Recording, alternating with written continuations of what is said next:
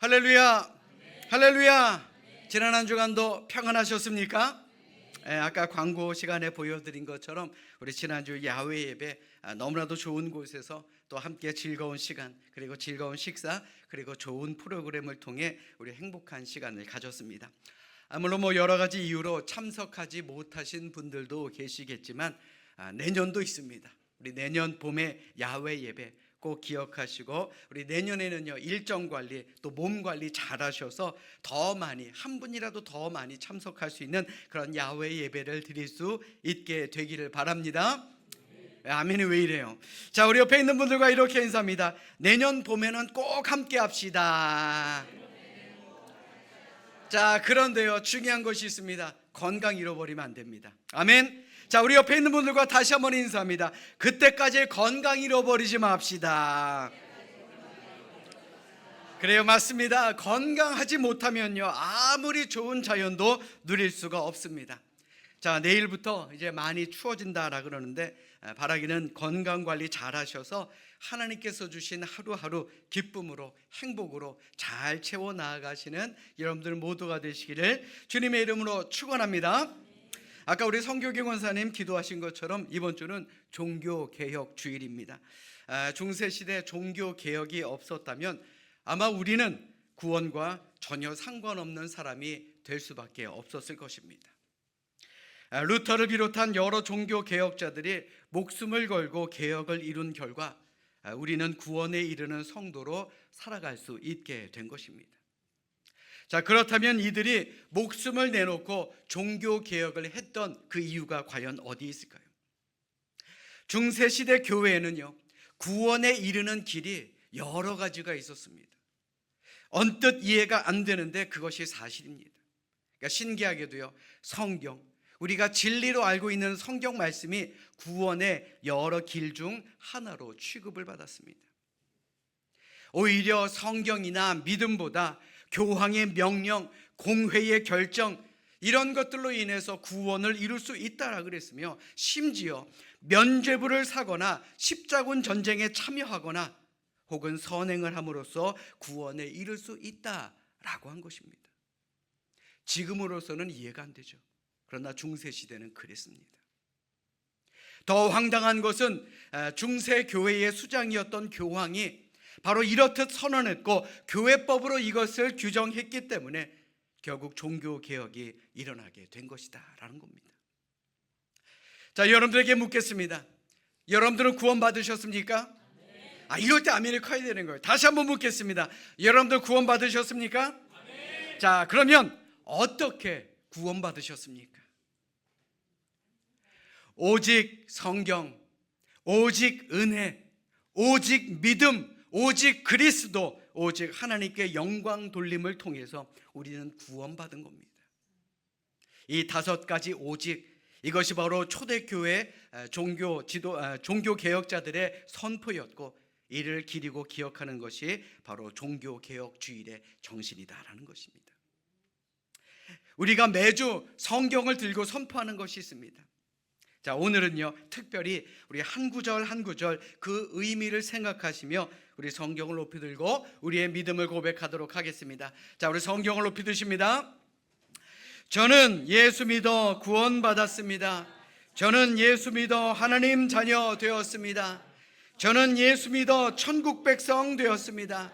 하나님께서 선물로 주신 오늘 하나님 말씀으로 가르침을 받습니다. 눈을 열어 주의 법 안에 있는 놀라운 진리를 보고 깨닫게 하소서. 아멘으로 순종하여 하나님께 영광 돌리는 삶이 되게 하소서. 아멘. 고백한 대로 살아가시기를 주님의 이름으로 축원합니다. 세계적으로 재난이 찾아올 때마다 사람들은 의뢰이 두려움을 이겨낼 수 있는 이런저런 방법을 찾아내곤 합니다. 그런데 사람의 마음에서 생겨나는 이 근본적인 두려움이 있습니다. 이것은요 인간이 만든 학문과 방법으로는 결코 이겨낼 수 없다라는 것, 이것을 우리는 잘 알고 있습니다. 기독교 상담학의 거장 에드워드 웰치 박사는 시편 46편을 통해 배우는 두려움을 극복하는 세 가지를 말하고 있습니다. 그 첫 번째가 뭐냐? 하나님은 우리의 필요를 따라 도우시는 분임을 믿으라. 하나님은 어떤 분입니까? 다윗은 고백합니다. 분명한 우리의 피난처시며 환난 중에 만날 큰 도움이다 라고 고백하고 있습니다. 이러한 다윗의 고백이 우리 모두의 고백이 되어야 하는 것입니다. 자, 두 번째로 뭡니까? 하나님의 뜻이 이루어지는, 하나님이 통치하시는 나라를 바라보라입니다. 다윗은 두려울 때마다 우리의 본향인 하나님의 나라를 떠올리며 그는 고난을 이겨내고 힘을 얻었다라는 겁니다. 우리도 그래야 합니다. 지금 우리가 살아가고 있는 이 세상이 우리가 영원히 머물 곳이 아니다라는 것, 우리는 이것을 기억하며 살아야 한다라는 겁니다.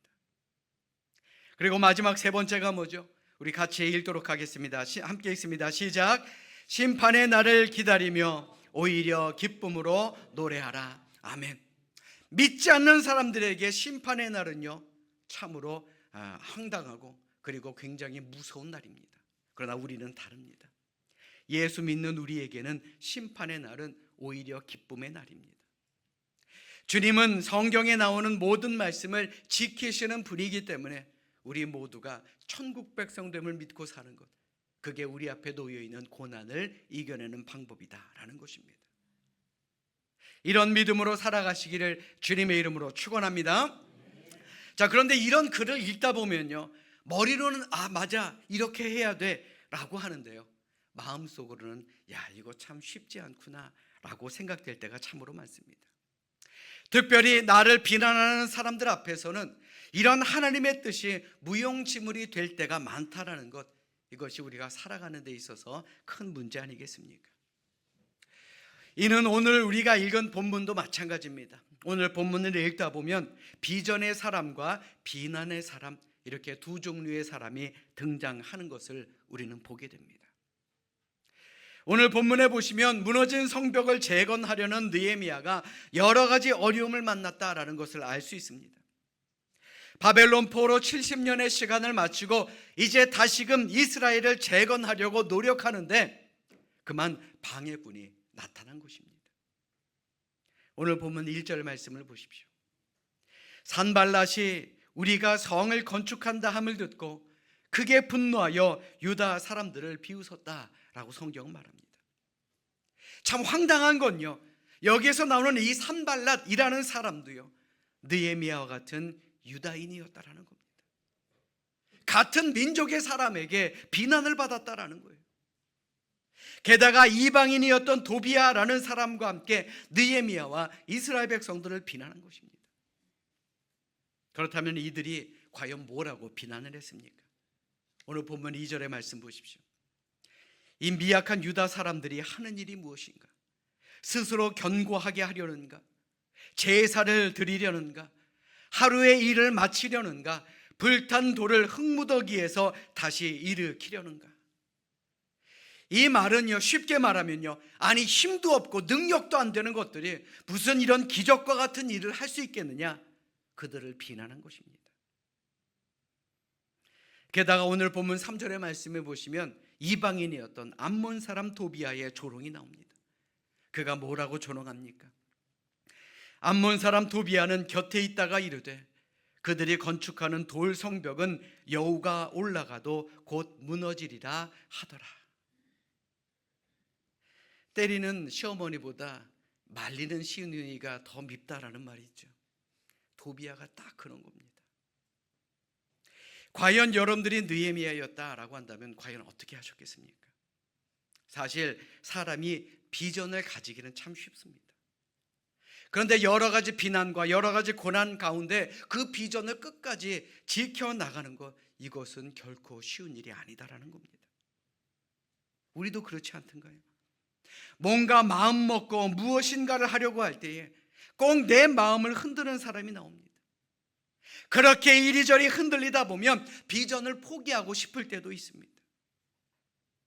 지금 이 자리에도 그런 분들이 계시다면 오늘 느헤미야를 통해 다시 한번 우리의 믿음과 우리의 마음을 꽉 잡을 수 있기를 주님의 이름으로 간절히 축원합니다. 아멘. 이스라엘 성벽을 쌓으려는 느헤미야를 비난한 사람들 앞에서 느헤미야는 이렇게 행동합니다. 무엇보다 맞서 싸워서는 안 된다라는 겁니다. 이것이 우리 앞에 놓여 있는 고난을 극복해 나가는 첫 번째 방법입니다. 우리도 비난을 받았을 때 어떻습니까? 화를 낼 때도 있습니다. 비난하는 사람을 향해 욕을 할 수도 있습니다. 나를 비난한 사람을 향해서 반드시 내가 그 이상 갚아주겠다라고 복수를 다짐할 수도 있습니다. 그런데 우리는 그렇게 해서는 안 된다는 거예요. 왜냐하면 그런다라 그래서 우리의 삶의 문제가 결코 해결되지 않기 때문에 그렇습니다. 오히려 관계만 나빠지기 때문에 그렇습니다. 여러분도 한번 생각해 보십시오.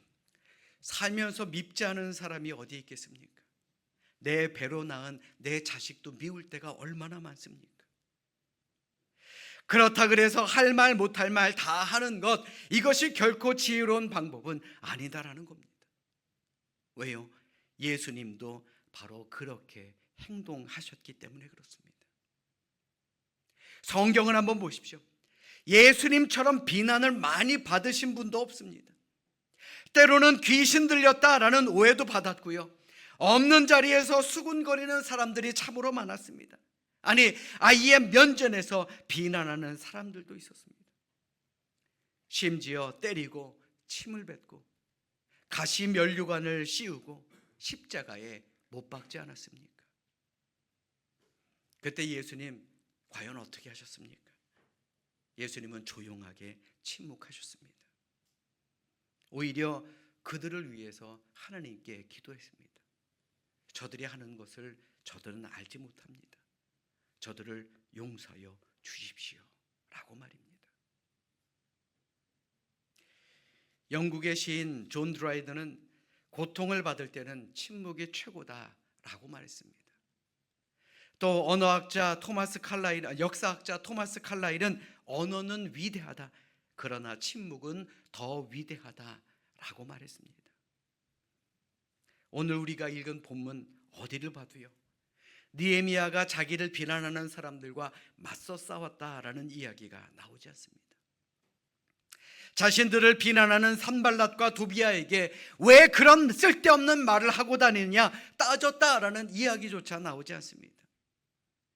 느헤미야는 예수님처럼 비난하는 사람과 맞서 싸우지 않고 오히려 침묵을 선택했다라는 것입니다.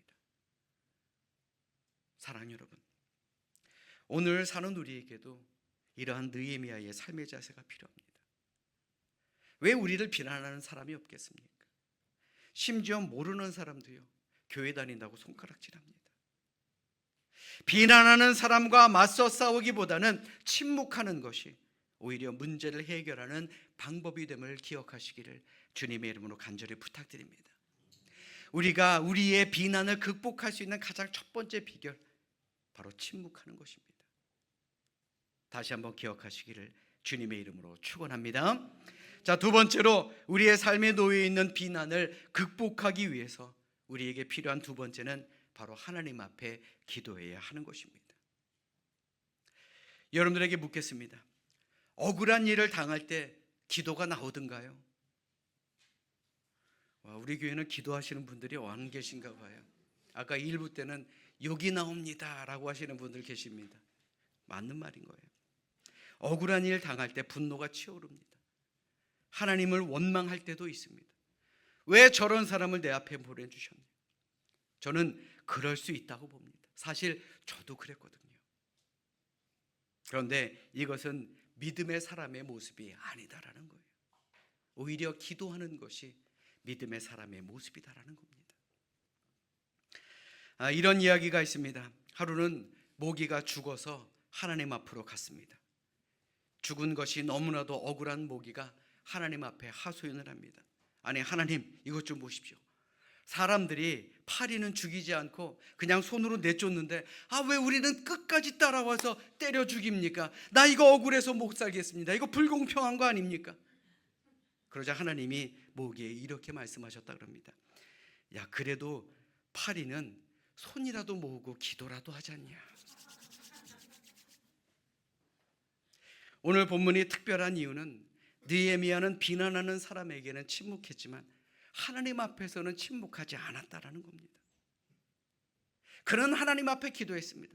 마음이 답답할 때, 정말 억울할 때 하나님 앞에 기도했다라는 것이죠. 그가 뭐라고 기도했는지 우리 오늘 본문 4절로 5절의 말씀 같이 읽겠습니다. 함께 읽습니다. 시작. 우리 하나님이여 들으시옵소서. 우리가 업신여김을 당하나이다. 원하건대 그들이 욕하는 것을 자기들의 머리에 돌리사 노략거리가 되어 이방에 사로잡히게 하시고 주 앞에서 그들의 악을 덮어두지 마시며 그들의 죄를 도말하지 마옵소서. 그들이 건축하는 자 앞에서 주를 노하시게 하였음이니이다. 아멘. 느헤미야는요, 하나님 앞에 솔직하게 자신의 감정을 표현한 것입니다. 하나님의 성을 쌓고 있는 우리 앞에서 주님을 모욕한 저들이기 때문에 그들의 죄를 그냥 무시하지 말라, 못 본 채 하지 말라라고 하나님 앞에 기도한 것입니다. 사실 느헤미야의 이 모습을 보면, 야, 느헤미야가 믿음과 인성이 이거 정도밖에 안 되는가 라고 생각하는 분들도 분명히 계실지도 모릅니다. 그런데 우리가 기억해야 될 것은 우리는요, 하나님 앞에서 솔직해야 된다라는 것입니다. 왜냐하면 하나님은 우리가 있는 모습 그대로 나아가는 것을 원하시기 때문에 그렇습니다. 아멘. 하나님께서는 우리가 상처받은 것, 우리가 속이 상한 것, 억울한 것 다 풀어놓아도요, 우리를 책망하지 않으시는 분입니다. 하나님은 오히려 우리의 눈물의 기도를 외면하지 않으시고 우리의 눈에서 눈물을 닦아주시고 우리의 상한 마음을 어루만져 주시는 분이다라는 것을 우리는 기억해야 할 줄로 믿습니다. 아멘. 다윗은 시편 62편 8절에 이렇게 고백합니다. 백성들아 시시로 그를 의지하고 그의 앞에 마음을 토하라. 하나님은 우리의 피난처시로다. 아멘. 여러분들 잘 들으십시오. 다윗의 삶을 보면 그에게도 한숨이 있었고 탄식도 있었고 아픔도 있었고 상처받은 그런 마음도 있었습니다. 그러나 그에게는 한 가지 강점이 있었습니다. 바로 다 하나님 앞에 토해내고 기도했다라는 겁니다. 이는 오늘을 사는 우리도 마찬가지입니다. 속상하고 억울한 일 당할 때 왜 없겠습니까? 그러나 그럴 때마다 사람에게 털어놓지 마십시오. 바로 하나님께 다 털어놓으시길 바랍니다. 하나님은 들으시고 우리의 삶을 변화시키시고 우리의 마음을 변화시키시고 우리의 삶을 회복시켜 주셔서 하나님의 은혜가 함께하는 그런 믿음의 사람으로 만들어 주실 줄로 믿습니다. 하나님 앞에 기도하는 것, 이것이 비난을 극복하는 두 번째 방법임을 다시 한번 기억하시기를 주님의 이름으로 축원합니다. 자, 마지막으로 비난을 극복하기 위해서 우리에게 필요한 것이 무엇이냐? 바로 비전을 붙잡아야 합니다. 뭘 잡는다고요? 맞습니다. 비전을 붙잡아야 합니다. 오늘 본문 6절의 말씀 보십시오. 이에 우리가 성을 건축하여 전부가 연결되고 높이가 절반에 이르렀으니 이는 백성이 마음 들여 일을 하였음이니라. 여기서 말하는 마음을 들여라는 말은요, 쉽게 표현하면 이러합니다. 느헤미야와 이스라엘 백성들 수많은 비난을 받으면서도 흔들리지 않았다라는 거예요. 마음을 굳게 잡았다라는 겁니다. 어떤 일이든 최선을 다해 무너진 성벽을 절반이나 쌓았다라는 겁니다. 시작이 반이라 그러지 않습니까? 그만큼 한 마음이 돼서 노력했다라는 겁니다. 세상 어떤 비난에도 하나님께 간절히 기도하면서 예루살렘 성을 건축하는 일을 멈추지 않았으며 이들은 기도하며 건축했고 또 건축하며 기도했다라는 말입니다. 백성 모두가 한 마음으로 한 가지 목표를 가지고 일을 했으니 그 짧은 기간 안에 성벽의 전체 중 절반을 재건하는 기적과 같은 역사를 이룰 수 있었다라는 것이죠.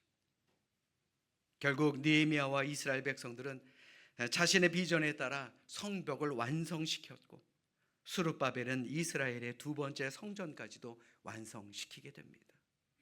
모든 것이 회복됐다라는 것이죠. 오늘 본문의 이야기가 우리에게 무엇을 가르쳐 줍니까? 그들은 하나님께서 그들에게 주신 비전을 붙잡았다라는 것이고 오늘을 사는 우리도 그러해야 한다라는 것을 말해주는 것입니다.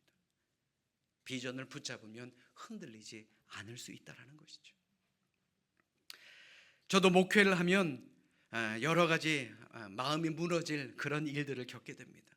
그런데 가만히 보면요, 큰 일 때문에 흔들리거나 무너지지 않더라고요. 정말 작은 말 한마디에 낙심될 때가 참으로 많습니다. 정말 별거 아닌 그냥 말 한마디인데 말이죠. 이런 말이 있는 거 아십니까? 그 무거운 짐을 지고 사막을 다니는 낙타도 깃털 하나에 쓰러진다라는 말. 이는 오늘을 사는 우리도 마찬가지입니다. 지금까지 삶의 무게를 잘 견디고 이겨오다가 옆에 있는 사람이 하는 그 눈에 보이지도 않는 말 한마디에 우리가 낙심되고 쓰러질 때가 얼마나 많습니까? 그래서 우리에게 비전이 필요하다라는 겁니다. 우리에게 한 가지 목표가 필요하다라는 거예요. 그래야 넘어지지 않는다라는 겁니다. 지금 우리 삼성교회는 성전 건축, 즉 신가람 프로젝트를 향해 기도의 성벽을 쌓아가고 있는 중입니다. 우리의 생각으로는 더딘 것처럼 느껴진다 할지라도 우리는 하나님께서 우리에게 주신 그 비전을 잃어버려서는 안 될 줄로 믿습니다. 비난이 있고요, 손가락질이 있다 할지라도 흔들리지 마십시오. 그것이 바로 믿음이라는 것, 그 흔들리지 않는 것이 믿음이라는 것을 다시 한번 기억하는 우리 모두가 될 수 있기를 주님의 이름으로 간절히 축원합니다. 자, 우리 옆에 있는 분들과 이렇게 인사합니다. 비전 바라보고 삽시다. 자, 다시 한번 인사합니다. 흔들리지 맙시다. 사랑하는 여러분, 오늘은 종교개혁 주일입니다. 자신의 목숨까지도 내어놓으면서 온전한 하나님의 교회를 세운 많은 믿음의 선배들에게도 얼마나 많은 비난이 있었겠습니까? 외부 사람은 물론이요, 교회 안에서도 비난이 있었다는 것이죠. 얼마나 많은 위협이 있었겠습니까? 생명을 내어놓을 만큼 큰 위협이 그들에게도 있었습니다. 그럼에도 이들은 기도하며 그 비전을 잃어버리지 않았던 것입니다. 그래서 우리가 구원받은 하나님의 백성이 될 수 있었던 것 아니겠습니까? 물론 우리도 어떤 일을 하다 보면 본의 아니게 욕을 먹고 혹은 본의 아니게 비난을 들을 수도 있습니다. 만약 우리가 정말 의도적으로 나쁜 일을 했다면요, 비난받는 것이 마땅하죠. 그러나 그렇지 않을 때가 더 많더라고요. 의도하지 않은 일, 실수로 벌어진 일에 대해서 비난을 받을 때 정말 견디기가 어려운 것이 우리의 마음입니다. 내가 잘못한 것도 없는데 확인도 하지 않은 채 뒤에서 비난하고 손가락질하는 사람이 있으면 가만히 있기 참으로 쉽지 않더라고요. 그런데 여러분들 잘 들으십시오. 우리도 그렇게 남의 마음을 아프게 할 때가 있다라는 것, 우리는 이것을 반드시 기억해야 하는 것입니다. 이 자리에 있는 우리 모두요, 저도 마찬가지입니다. 완벽하고 완전한 사람 없습니다. 서로 부족한 사람들이 모인 곳이 이 세상 아닙니까? 서로 부족한 사람들이 모인 곳이 우리의 가정과 일터아니든가요? 서로 부족한 사람들끼리 모인 곳이 우리의 교회 아니든가요? 그러니 서로 이해하고 예수님처럼 용서하며 느헤미야처럼 비전을 붙잡고 흔들려서는 안 되는 것입니다. 힘드십니까? 어려운 일이 있으십니까?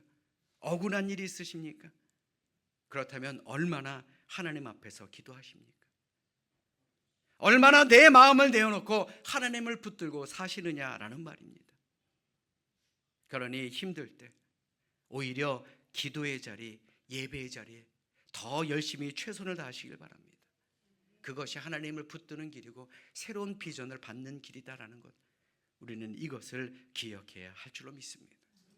그럴 때 회복시켜 주시고 또한 지켜주시고 돌보시는 하나님의 귀한 손길을 체험하게 되는 길이다라는 것을 기억하시고 이번 한 주간도 잘 극복해 나아가며 살아가시기를 주님의 이름으로 간절히 축원합니다.